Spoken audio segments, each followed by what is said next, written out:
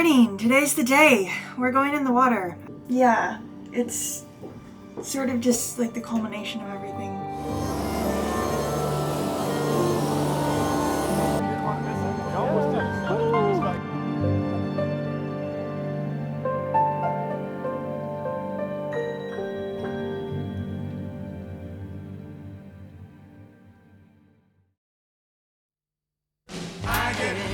Kisses in my teeth, I get kisses in my teeth, I get kisses in my teeth. Oh, little girl. We just arrived here. This whole section from the waterline down is like 30% more boat. Wow. Beautiful hatch. These portholes, I have a feeling, are going to be my favorite thing. We're unicorn of the seas. The first time we ever laid eyes on our new boat, I remember how excited I was and how ready I felt. Ready, I figured, for just about anything. And the crazy thing is we don't know how much work this boat is gonna be.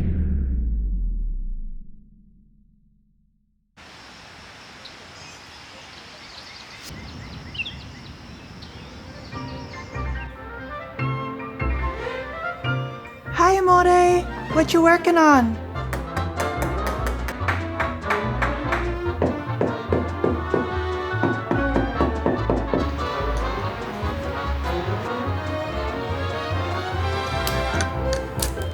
But as I poke in, it completely turns into mush.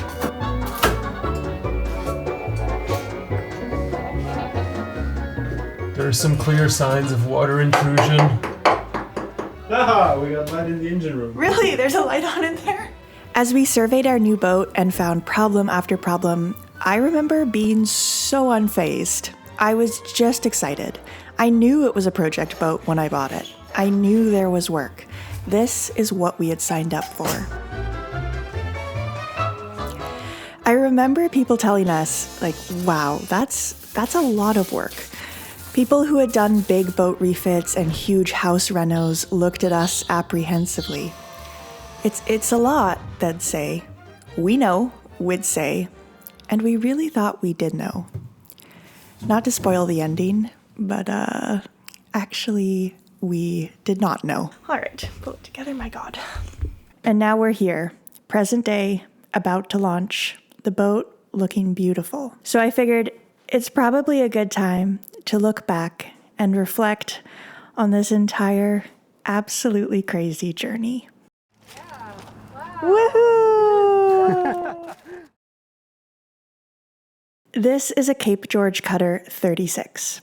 It's a very seaworthy and surprisingly fast boat with gorgeous traditional lines. When Aladino and I began searching the market several years ago for a reliable blue water cruiser, the Cape Georges were top of the list. They're good boats. The only problem is they've usually got a price to match.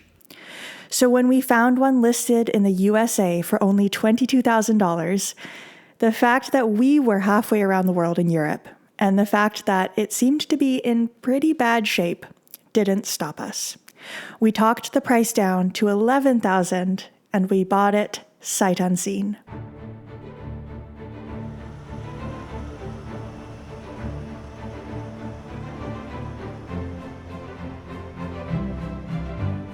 Several months later, we arrived in the USA and laid eyes on our boat for the very first time.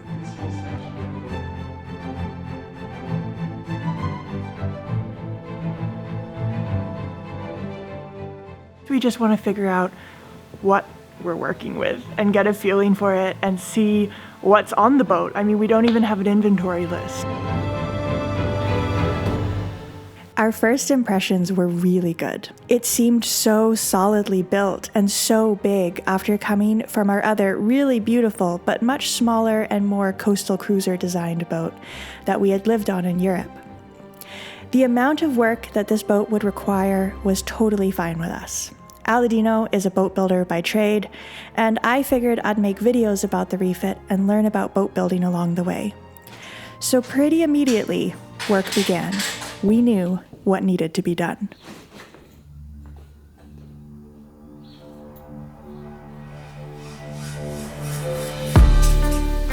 So our water tanks. Oh man, it smells bad. That's incredibly bad smelling. The boat in general was neglected. The water tanks had been left full and standing for who knows how many years. Ta-da! This is the bilge. All the varnish was coming off. The bowsprit had some rot in it. Things were just neglected. But the biggest task that we knew that we would have to tackle were the bulwarks. The bulwarks are the Achilles heel of these boats. The older Cape George models, which this is one of them of course, were built with wooden bulwarks on top of wooden decks. Inevitably, water gets into the bulwarks via stanchions and chain plates. It rots them through and then rots the decks and then the deck beams underneath.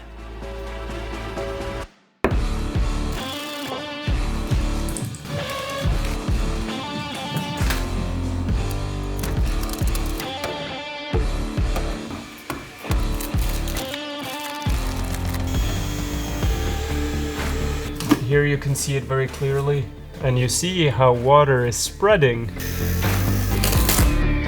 There's moisture again! So the challenge was to find a way to replace rotten deck beams without removing the entire deck. We managed it by cutting a strip around the entire outside edge, and we could then unbolt the beams from the beam shelf and wiggle them out.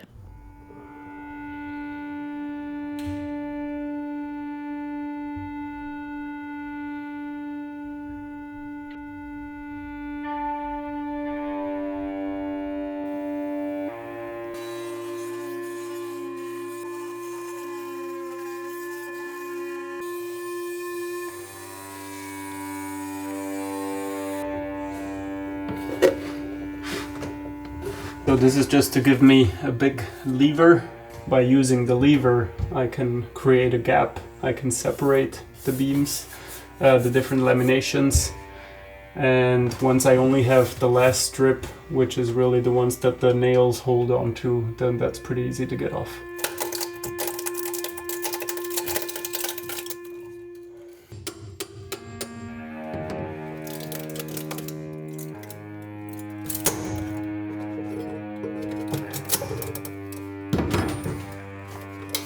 So now pretty much it's the screw holding the end grain here, so we'll get it off. End grain never holds too well, so just on 1 centimeter.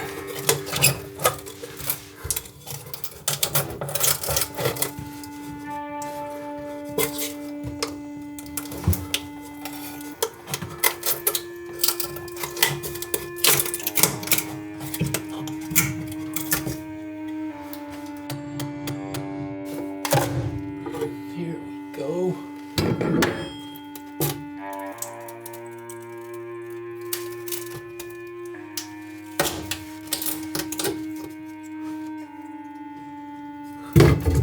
Ta-da! A thing of beauty. Not quite.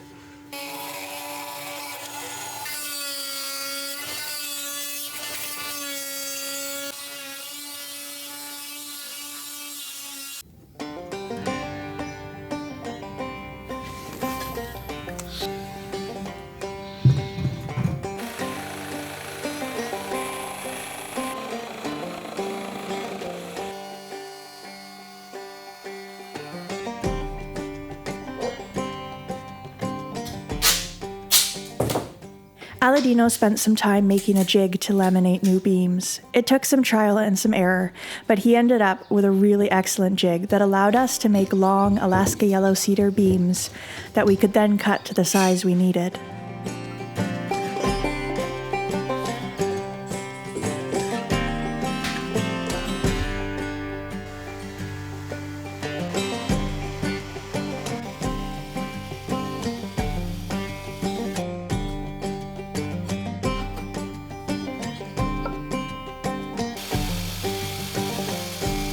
Lightweight and strong.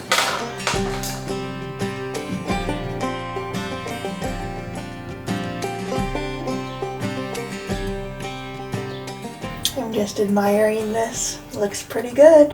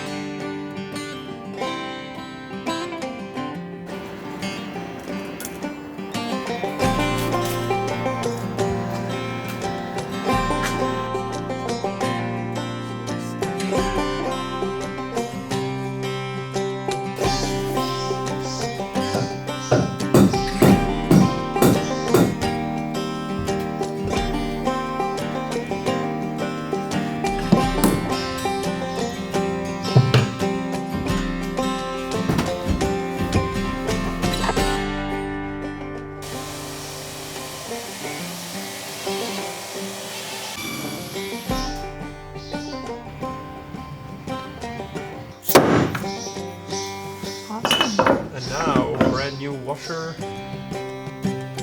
Probably more difficult than the beams was actually the blocking. The blocks fit between the beams and prevent any sideways movement, but each one had to be custom fit with very precise angles.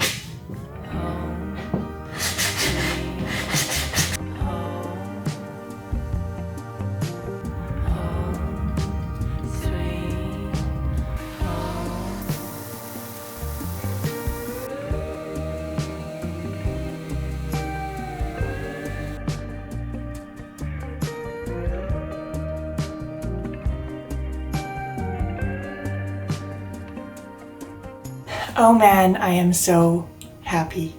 The Alaska yellow cedar beams with that dark mahogany, with the white beam shelf, with the shiny bronze carriage bolt going through. It is just stunning, and I'm so happy about it. Some full beams also had to be replaced. For example, there was a few up at the bow.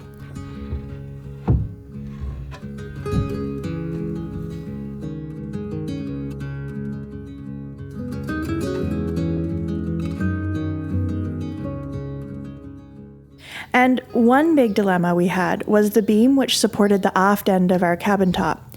It was pretty rotten at the ends, but removing it entirely would have been a really big job. Yes, even bigger than all the stuff we were already doing.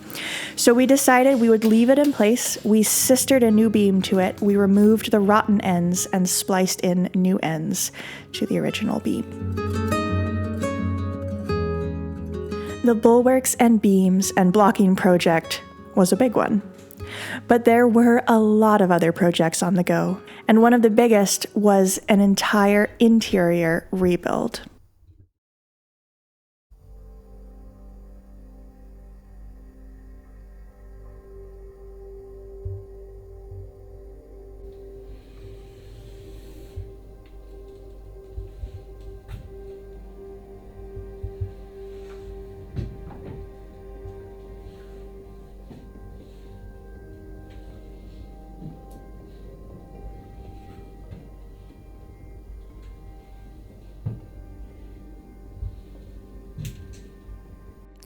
The boat's interior was more or less fine when we bought it. Not necessarily a thing of great craftsmanship and beauty, but totally functional, and we didn't plan on taking it apart.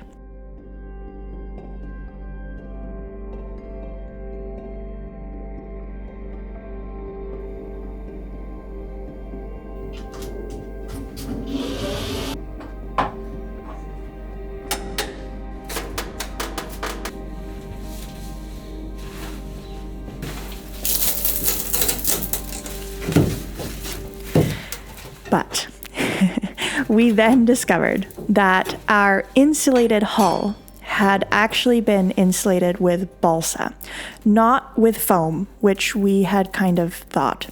In a few places, we could see through the thin layer of fiberglass over the balsa that the balsa itself was wet and moldy.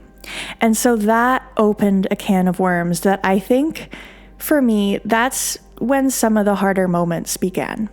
When we bought the boat, we knew we had to do the bulwarks project. We were prepared for that.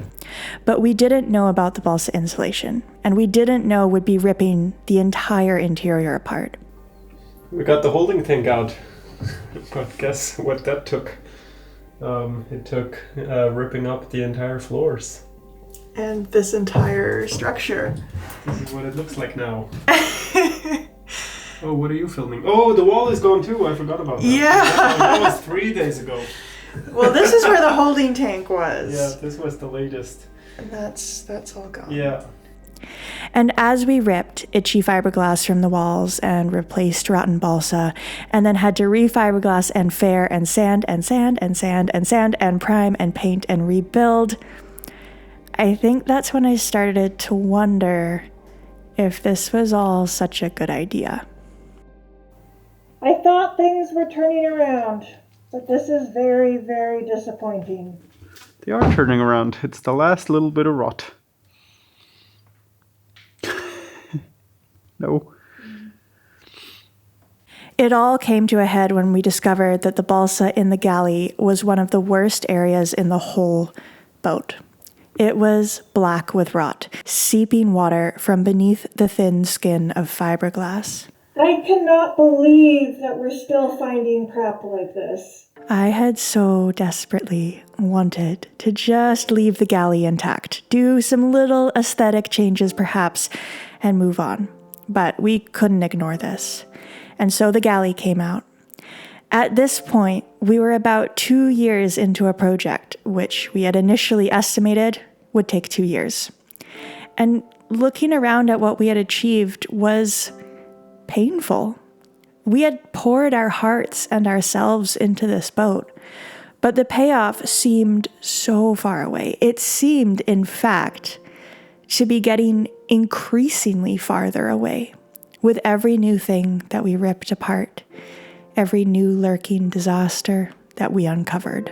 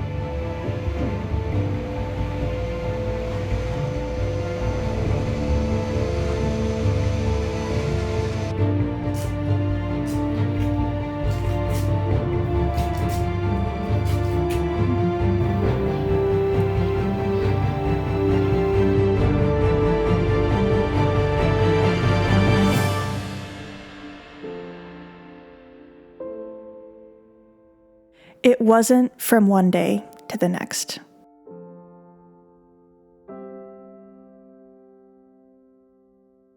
But slowly, we started spending more time rebuilding than destroying.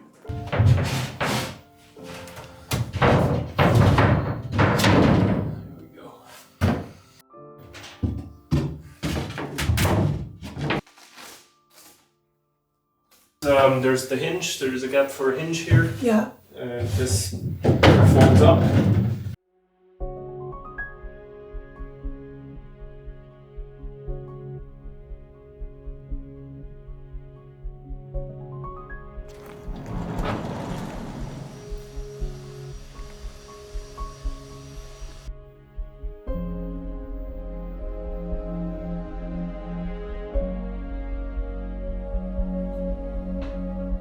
The decks were sealed up again, slowly, methodically, with 2 layers of overlapping plywood so that the seams never met. We're ready now. Yeah. Super exciting, and I'm super happy how this turned out.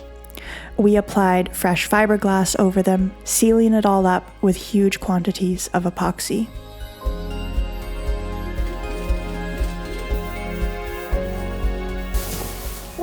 Final piece now! When that happened, it felt like this gaping wound into the boat was finally healed. The cabin top saw some repairs where the wood had rotted around the porthole. The cockpit began to be rebuilt. Bulkhead templates and design, new beams, new fiberglass, new fairing, new paint. The prep work always amounts to more than just in theory.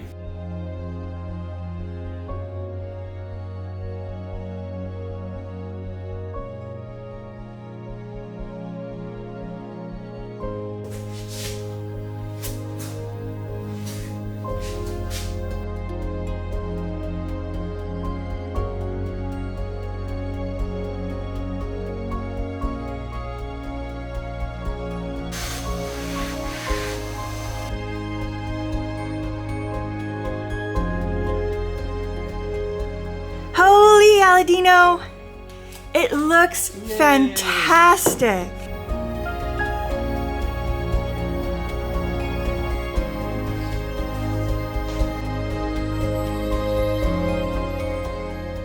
The interior began seeing some paint and some hints of furniture developing. So these have 6 coats on them, but going up forward, I've only got 2 coats on so far.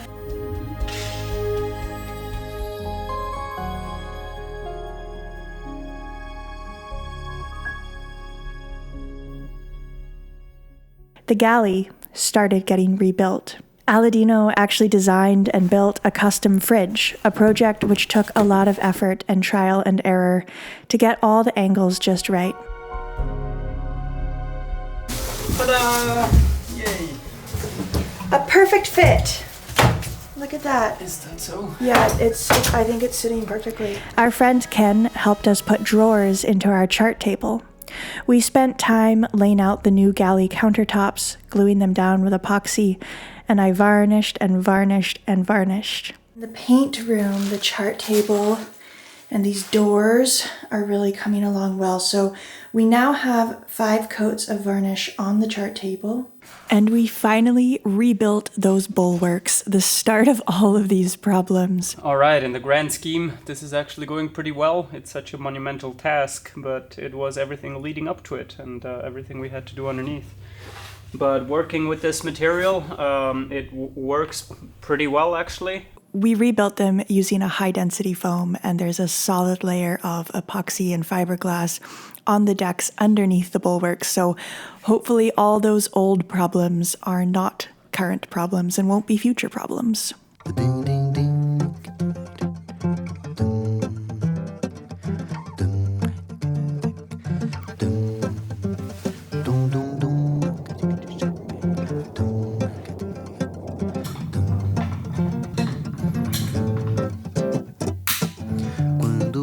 Sorriu, chorei, nunca pude imaginar que isso fosse acontecer. One day, in the midst of the workshop chaos, I decided we needed to get a clearer glimpse of the future, and we sat back and just imagined for a moment what might come. Da montanha quando chega, voou, voou. Passarinho da montanha quando chega, voou, voou. It was all slowly happening, but burnout had settled in for me, and it wasn't letting up yet. We had come far, but there was still so far to go. Good morning. So it was another late night last night.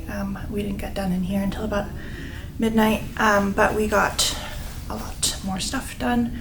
As Aladino worked on the thousands of projects all around the boat, I focused my efforts on refinishing. All the interior wood had been stained a sort of murky reddish color, so I decided I would sand it down and refinish it with a gorgeous, rich varnish. After all this effort, I was determined that our boat would not just be functional, but it would be beautiful at the end of this.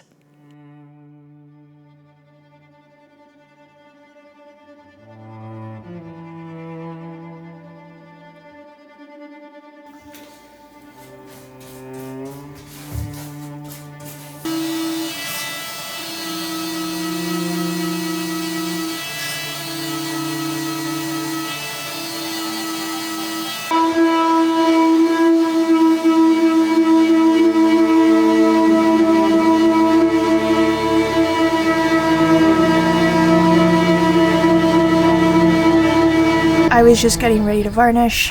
The whole boat was just reverberating with this incredible noise. The respirator, I'm so sick of wearing it. Just like every single day I come in with huge red lines that are taking longer and longer to disappear. And there's very little end in sight.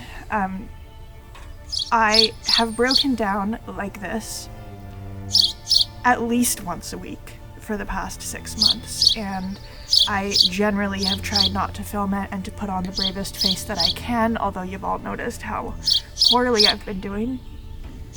And It's time for a change. I love you for who you are and for the passions that you have. And given the time restrictions, you've been dragged into it. Yeah, I like the passions that you have, and those should be pursued. I'm sorry, baby. Let's come up with a plan. Let's take a break. Alongside the magnitude of the refit, we had something else weighing on us: U.S. visitors' visas. Neither of us are American, which meant we had to keep coming and going to refresh visas. It also meant that when we were in the USA, it was intense. We had to get as much done as possible in the time we had. That, I think, was a big source of the burnout for me. It was such an all-or-nothing lifestyle, and we just decided we needed a change. We would get the boat trucked up to Canada, where I'm from. It would mean that we'd be able to work at a more balanced pace over a longer time period. At that point, it seemed necessary. Burnout had become sort of a constant state of being for me. I didn't really feel anything like myself, and something had to change.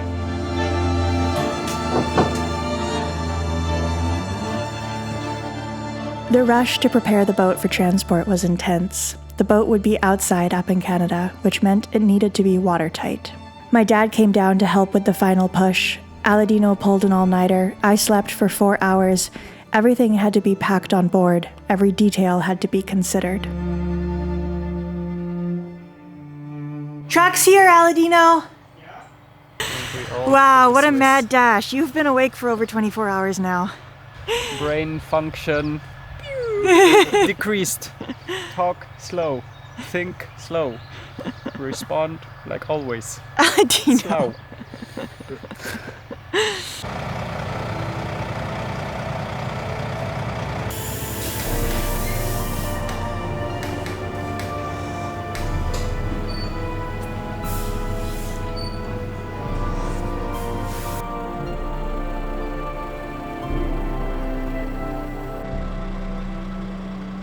It was an emotional moment to watch the boat pull out of the shed.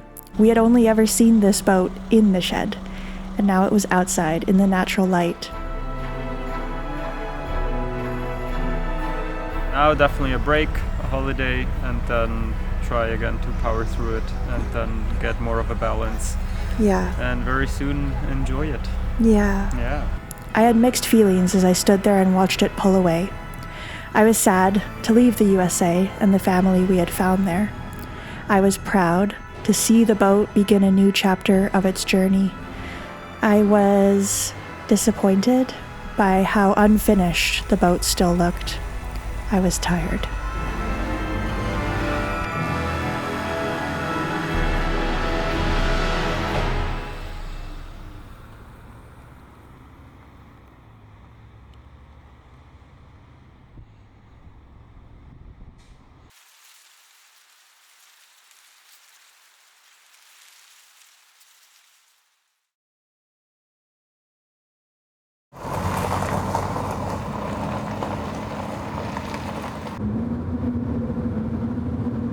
So we're here. We actually have no idea where our boat is, like none whatsoever. So we're just gonna drive around until we find her. So keep your eyes peeled, Aladino. All right. Oh, there we are. Oh, Wow, behind the Wow. beauty. A beauty behind the beauty. Wanna go figure out the ladder? I guess so. Any big move requires some adjustment. We had to reacquire our footing. We had to set up shop, find a place to live, and keep going. Oh,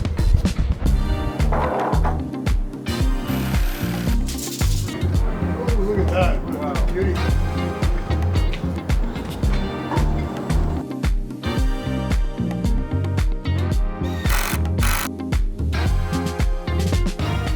Life evolved into a more steady pace. The frantic rush of looming visa deadlines that I had felt in the USA no longer weighed me down. Life had a better balance, a better rhythm to it. The boat now truly was coming together. It was no longer 2 steps forward, 1 step back. It felt like every day we were walking steadily towards the finish line. The cockpit coaming rebuild was an exciting transformation. The boat had a traditional horseshoe-shaped coaming originally, but Aladino decided to create these beautiful swept-out coamings to open up the aft deck and create a roomier cockpit.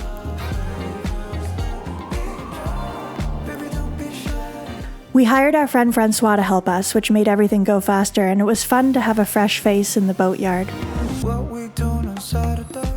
My dad made frequent trips over to help us build and plan. Thank you so much for coming, Dad. Oh, it was my pleasure.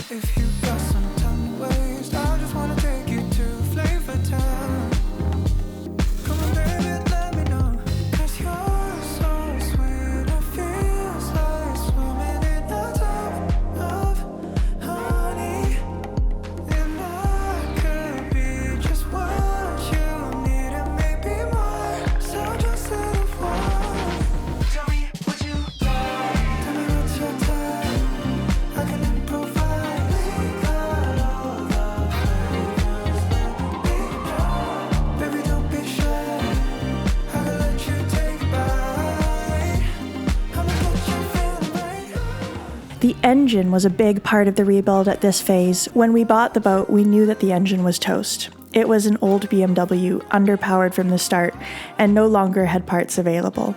It had already been torn apart by someone else before we even bought the boat, so we didn't even try to see what was wrong with it. It got lifted out.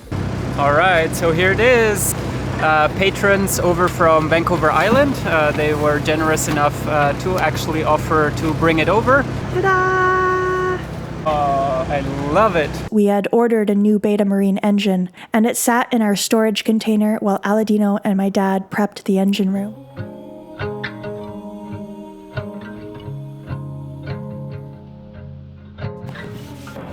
Can you see from where you're standing? All the coins down in the well. I was there when you last tossed one. Painting the exterior in the winter was quite a task. We needed to have a warm enough temperature in the shed for the paint to flow out properly and to dry. So we burned through propane like mad trying to heat this large and very uninsulated shed.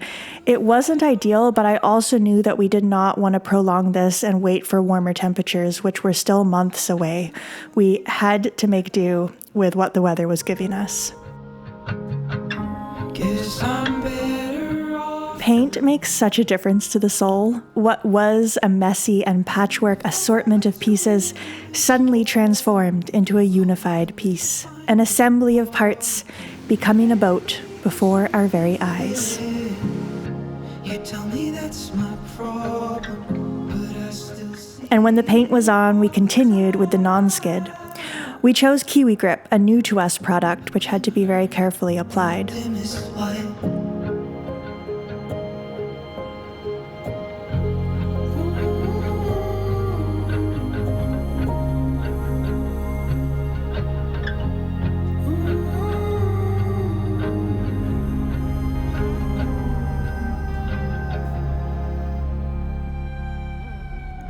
Some bigger exterior pieces got varnished at this stage, the bowsprit, the butterfly hatch.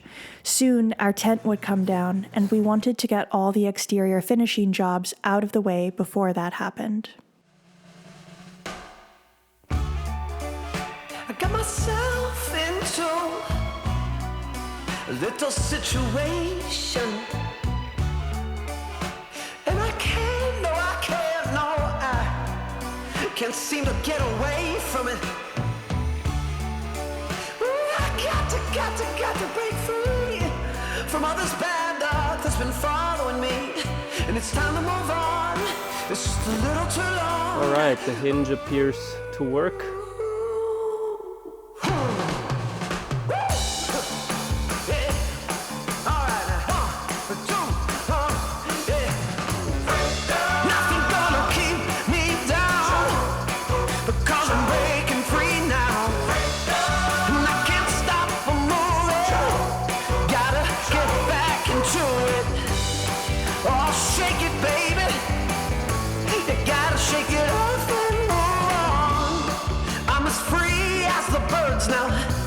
flying through the clear blue sky. Ain't nothing gonna bring me down. And now I spread my wings to fly. Beanie, Yeah. how do you feel? Good. It looks good to see the boat from a distance. Yeah. Yeah, we've come a good way. It looks very pretty. Looks very different than when we built this shed, hey? That's for sure. Totally. Yeah. It helped us do some good work. That's for sure. And I missed the shed. Oh no. Yeah. No, it was really such a luxury. Totally. Now I feel the freedom. It's in the way I move my hips. Oh girl, can you hear me? Hear the words that fall from my lips. They fall from my lips. Fall from my lips. Look at that! You happy, Jeannie? It's not quite like we're in the water, but yeah. It's a step closer. Shake it off and on. Ooh, shake it, baby. Just move on. Shake it, baby. Yeah, yeah.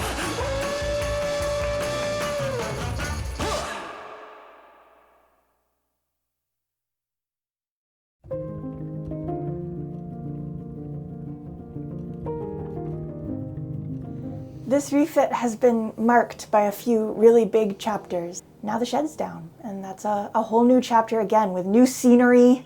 The videos change up, and it's kind of exciting to have all these different moments throughout the refit. The weather keeps getting better. We keep getting closer and closer to some kind of end result. And yeah, it's all happening.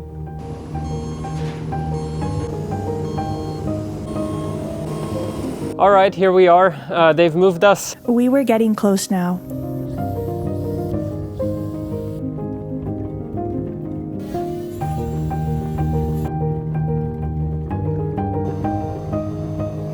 Without walls surrounding the boat, we could put the bowsprit on the front.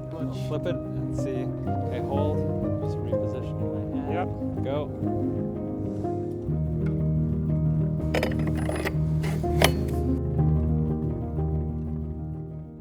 The cockpit combing got a beautiful teak cap to accentuate its lines.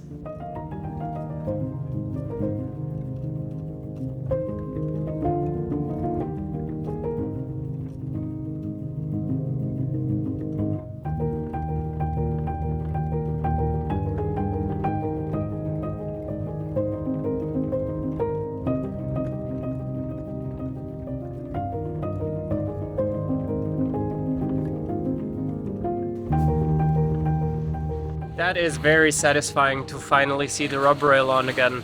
It's a solid piece of ironwood, really nice. So I still have some work ahead, but it's dry fitted into place.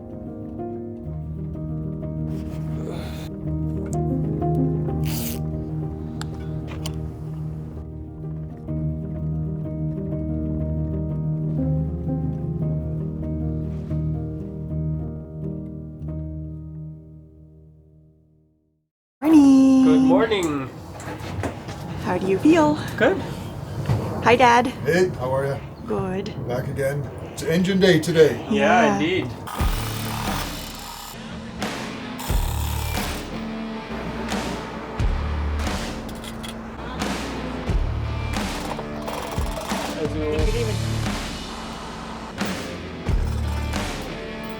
That was awesome, guys. That worked out really well. easy. Yeah, that was Beautiful. fabulous.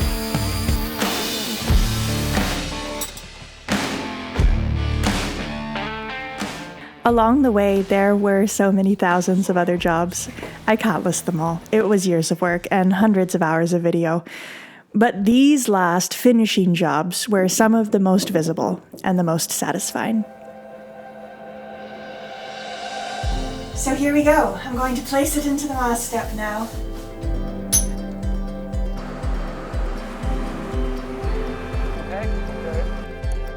Okay. And just like that, the boat became a sailboat. What is true? Faded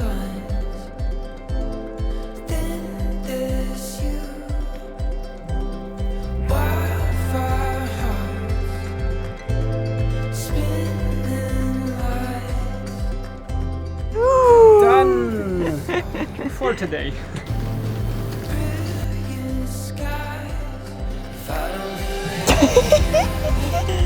Look at that. Wow.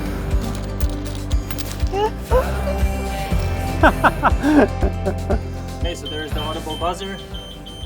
And we have 13 volts at the battery. Ready to go? Ready to go. Oh my god! What the heck, Aladino?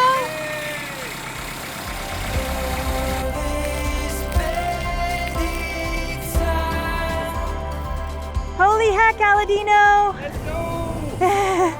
We're ready to fly!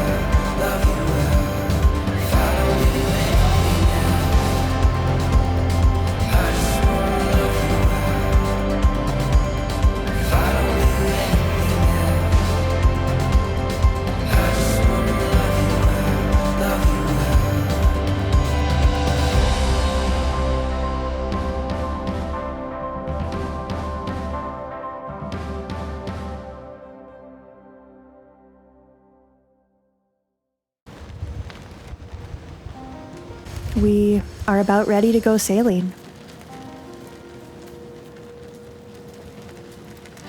The launch is booked. Soon, we will be able to let out the breath that it feels like we've been holding for the past several years.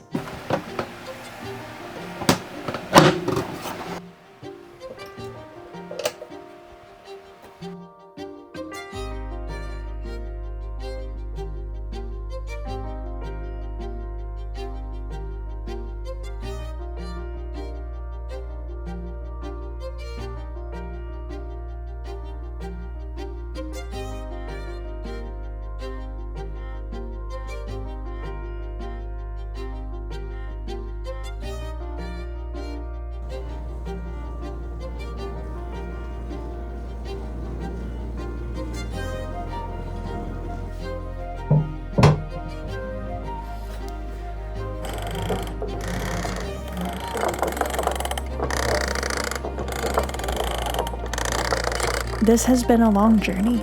It's been a really difficult journey.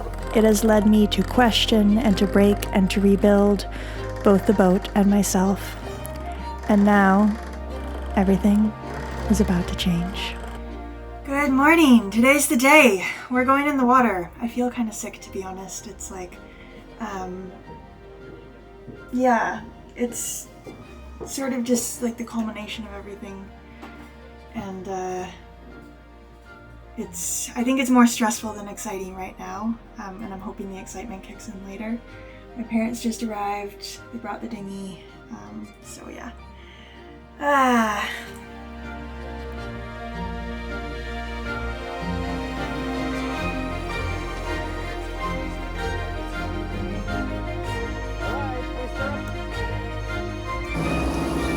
Do you have a scale on the thing? Yeah, they don't really scale. Oh no, but what does it tell you? If you can tell me later. Oh, she's looking more pretty than ever. And the prettiest, I think, is in the water.